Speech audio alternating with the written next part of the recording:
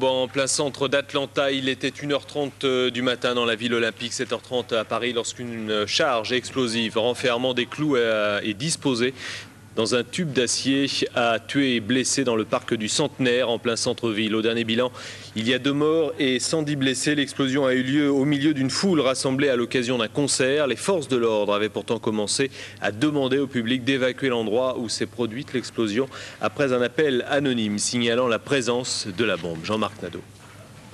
Voici l'explosion vécue en direct par ce journaliste d'une chaîne allemande. Il est 1h15 du matin, 7h15 à Paris. La déflagration très forte sème la panique au parc olympique où plusieurs milliers de personnes assistaient à un concert de rock. Un témoin affirme avoir vu une poubelle exploser devant ses yeux. Une boule de feu orange s'est aussitôt élevée dans le ciel. Il y avait du sang partout. 2 personnes gisaient les jambes arrachées. Une autre aurait eu le visage coupé de part en part. Chaque jour, des dizaines de milliers de personnes circulent dans ce grand parc à ciel ouvert. C'est le centre névralgique de ces Jeux du Centenaire. Les bilans sont contradictoires. Le dernier en date a été fourni par un porte-parole du FBI. Il y aurait au moins 2 morts, dont un frappé d'une crise cardiaque. Au moins 110 personnes auraient été blessées. Aussitôt après l'explosion, la police a bouclé tout le quartier et refoulé les journalistes, parfois à l'aide de gaz lacrymogène. Le FBI l'a donc officiellement confirmé, cette déflagration est bien due à un engin explosif. Un peu plus tôt, un témoin affirmait que la police avait tenté de faire évacuer les lieux à cause d'un colis suspect. Enfin, selon CNN, qui n'a pas précisé ses sources, 2 autres bombes placées dans ce parc olympique ont pu être désamorcées juste à temps par la police. Le dernier bilan fait donc état de 2 morts et 110 blessés. Tous les hôpitaux de la ville sont bien sûr mobilisés. Témoignage d'un responsable de l'un des hôpitaux d'Atlanta. Sur les 32 à 35 blessés que nous avons admis, nous en avons opéré 2 ou 3. En ce qui concerne les autres, nous sommes toujours en train de leur faire des radios et des analyses. Des fragments de métal ont été enlevés donc, du corps des blessés. Nous ne savons pas de quel métal il s'agit. Certains des membres de sécurité ont été blessés, il y en a 2, mais leurs blessures n'étaient pas graves et ils ne sont même plus à l'hôpital maintenant.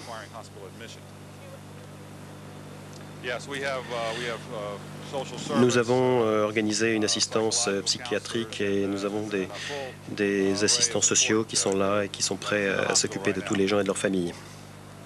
On sait que l'une des priorités, si ce n'est la priorité numéro 1 de ces Jeux d'Atlanta, c'est la sécurité, d'autant que l'explosion du Boeing 747 de la TWA avait fait monter la pression. Mais la foule, ce parc de 14 hectares accueille plusieurs dizaines de milliers de personnes par jour, rend bien sûr difficile une fouille minutieuse. Lisa Verdiani. La ville la plus sûre de la planète pendant 17 jours, c'était l'ambition des organisateurs des Jeux à Atlanta. Un dispositif de sécurité sans précédent préparé depuis 5 ans. L'électronique la plus sophistiquée de l'histoire des Jeux pour assurer la protection des athlètes, des visiteurs, des journalistes et des personnalités. Plus de 35 000 personnes sont chargées de la sécurité. Chaque sportif, chaque officiel possède un badge doté d'une puce individualisée. Grâce à elle, chacun peut être localisé à tout moment. Des centaines de caméras vidéo fonctionnent en permanence sur l'ensemble des sites des JO et dans la ville d'Atlanta. La nuit, des hélicoptères prennent le relais. Équipés de caméras à infrarouge, ils surveillent les lieux. Plusieurs scénarios catastrophes avaient même été testés avant l'ouverture des Jeux, comme ce faux détournement d'avion. Après l'explosion du Boeing de la TWA le 18 juillet, les mesures de sécurité avaient encore été renforcées. Mais 1 heure avant la cérémonie d'ouverture, un homme armé d'un pistolet avait été arrêté dans les tribunes du stade et l'efficacité des services de sécurité était mise en doute. Bill Clinton a été informé cette nuit de l'explosion. Le président américain devrait intervenir sur les chaînes de radio et de télévision prochainement. On s'est interrogé durant quelques heures sur la suite qui serait donnée aux épreuves. Eh bien, François Carrard, directeur du CIO, le Comité international olympique, a apporté il y a quelques instants la réponse. Les Jeux continuent. Après plusieurs concertations avec les différents responsables du comité olympique, nous avons pris une décision. Ces décisions sont les suivantes. La première, les Jeux vont continuer. Je répète, les Jeux continueront. Everything from the operational standpoint is ready. Buses are rolling. À l'heure actuelle où je parle, tout est en place, les athlètes sont en place et aujourd'hui les Jeux continueront, les bus marchent. C'est la première décision. La deuxième décision est que nous observerons un moment de silence en mémoire des victimes à tous les événements aujourd'hui. Et la troisième décision que je vais vous annoncer, tous les drapeaux olympiques seront en berne aujourd'hui. Merci. Même si les Jeux continuent, la fête est bien sûr gâchée pour de nombreux athlètes. Écoutez. Moi je pense que maintenant les Jeux Olympiques sont morts. Sont morts parce qu'il va y avoir beaucoup plus de surveillance et dans la tête des gens, ça ne sera plus comme avant. Surtout pour les gens qui ont vécu ce qui s'est passé ce soir. Ça s'est passé apparemment à 400 mètres d'ici. Ça aurait été ici, c'était la même chose. Et vraiment, c'est... Je vous dis, j'ai vraiment du mal à trouver les mots ce soir parce que c'est quelque chose de dramatique, quoi. Moi, j'ai vu des gens aujourd'hui qui étaient complètement traumatisés, des gens qui n'arrêtaient pas de pleurer, qui étaient complètement mal. Et c'est dommage. Dommage de gâcher une si belle fête pour ça, quoi. Bien, nous retrouvons à présent l'un de nos envoyés spéciaux à Atlanta, Martin Zara. Quel est le visage de la ville d'Atlanta 6 heures maintenant après cette explosion qui est donc, on en a quasiment la certitude, un attentat? Oui, Atlanta, il est 8h37 très exactement ici à Atlanta et Atlanta se réveille sous le choc, choqué, tous les habitants d'Atlanta qui apprennent au fur et à mesure la nouvelle. Alors il n'y a pas de psychose pour l'instant, c'est difficile à dire, c'est pas palpable, c'est vrai que les mesures de sécurité ont été encore plus renforcées que d'habitude. Pour venir jusqu'au centre télévision où se trouvent nos studios, on a été fouillé au moins 5 à 6 reprises et une quinzaine de policiers m'ont demandé précisément mon accréditation, de montrer mon pass en vérifiant la photo comme jamais il l'avait encore fait. Mais je le répète, il n'y a aucun sentiment de psychose pour l'instant, même si les mesures de sécurité sont très plus fortes. Et puis si Atlanta est donc choqué par cet attentat. Quelles sont les certitudes que l'on a donc 6 heures après l'explosion en ce qui concerne le bilan, en ce qui concerne l'engin explosif?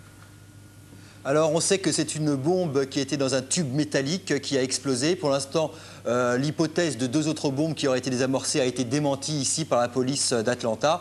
Alors on attend encore d'autres précisions. Et il y aurait peut-être un athlète ou un officiel turc parmi les 2 victimes de cet attentat. Ça, c'est encore un bruit qui n'a pas été confirmé, une source d'information dont on attend encore confirmation. Merci Martin pour toutes ces précisions. Il n'y aurait pas de Français, en tout cas parmi les victimes, selon Guy Dru, ministre des Sports, qui se trouve à Atlanta. C'est l'explosion d'une bombe lors d'une manifestation sportive gâche bien sûr cette fête qui était pourtant remarquablement partie, mais bon.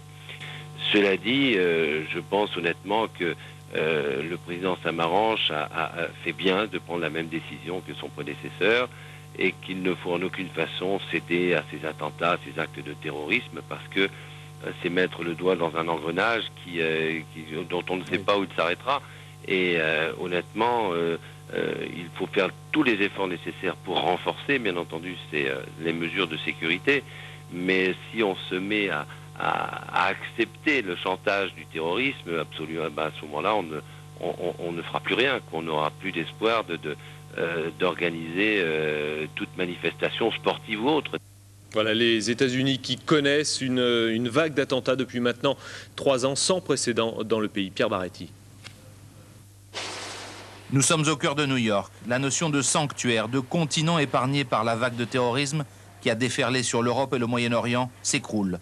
Le World Trade Center vient d'être frappé de plein fouet par une bombe. L'Amérique effrayée découvre en plan serré le terrorisme islamique, ses blessés et ses morts. L'impossible aux États-Unis arrive, 6 morts et 1000 blessés. Immédiatement, le FBI, la CIA et la toute-puissante Agence nationale de sécurité tentent de découvrir la brèche dans la sécurité nationale. Pêle-mêle, les experts désignent des commanditaires potentiels, l'Iran, la Syrie ou les organisations palestiniennes. Les faucons américains promettent aussitôt de terribles représailles. Pourtant, 2 ans plus tard, le poids des images du terrorisme ébranle à nouveau l'Amérique. À Oklahoma City, la bombe posée contre un bâtiment fédéral de 9 étages abritant des services régionaux du gouvernement, provoque une hécatombe. 168 morts.